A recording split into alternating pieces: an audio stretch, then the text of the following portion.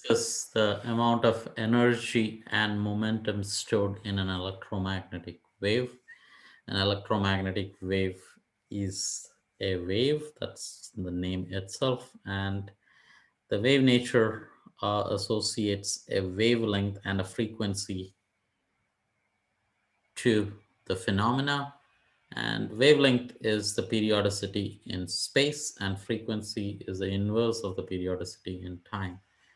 In part A, we are given that the wavelength of red light is 632.8 into 10 raised to minus 9 meters.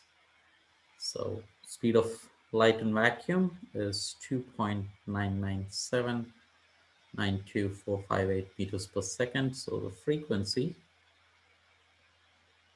would be c over lambda.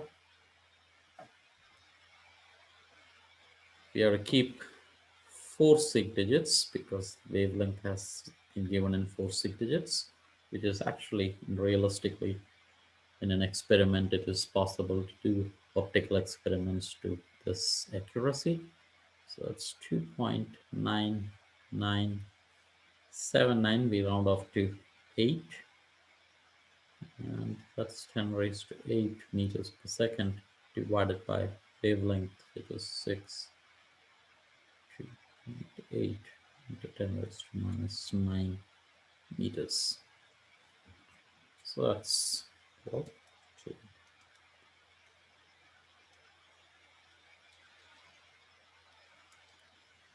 That's 0.00473 but we can use 3 powers to write this as 4.738 into, it would have been 10 raised to 17, but we use 3 powers to get this number with the decimal after the first digit. That's 10 raised to 14. So that's high, extremely high frequency, not very, we will not be able to realize this high frequency, but the light that we see around us, whenever the white light is in that regime, the oscillations of electric and magnetic field is happening at that power. How much energy is stored in in the in an electromagnetic wave, which is of red light? We begin by saying how much is the magnetic field if electric field is 20 volt per meter. So magnetic field is simply electric field divided by speed of light. So that's 20.0 in the units of volt per meter divided by 3 sig digits here. So it's 2.99.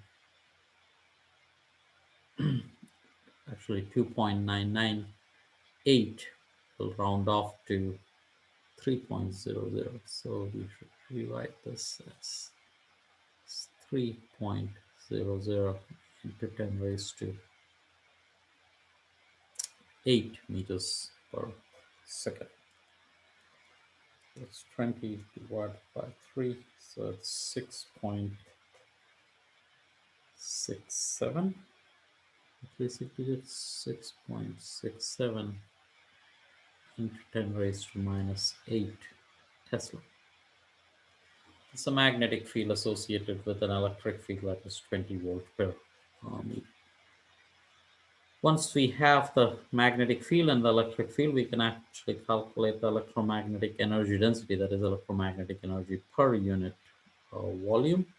But before we do that, let's show that these two terms in equation 4 are identical. So we begin from 1 by 2 epsilon square is equal to, using electric field is C times B, so it's epsilon. E is c square times p square. But c square is 1 by 2 epsilon naught times epsilon naught mu naught times p square, which is 1 by 2 mu naught times p square.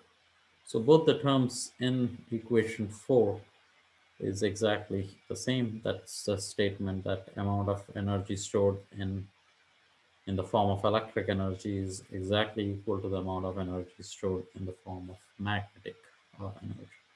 So the total energy density, U is energy per unit volume, is equal to the sum of these two terms. Since they're the same, it's 1 by 2 plus 1 by 2, that makes it 1. So it's epsilon naught times E squared. So that's the same as 8.85 into 10 raised to minus 12 units, and we have 20.0 square, which is equal to,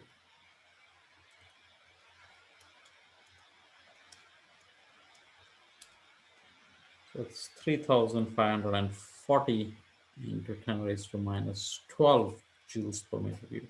So we use 3 powers to reduce that, and it's to 3 6 digits into 10 raised to minus 9 joules per meter cube. It is 3.54 nanojoules per meter cube. That's really tiny form of energy, but that's in 1 meter cube of the red light. So that's why it's hard to move things using light, especially to get mechanical energy out of light falling on an object is very hard. How much is the momentum transferred in such a process? Let's calculate the magnitude of the momentum density. So momentum density is momentum per unit volume. So that's 1 over c square times s, which is 1 over mu naught, times, we're talking about the magnitude, so electric and magnetic field are perpendicular, so it's E times B.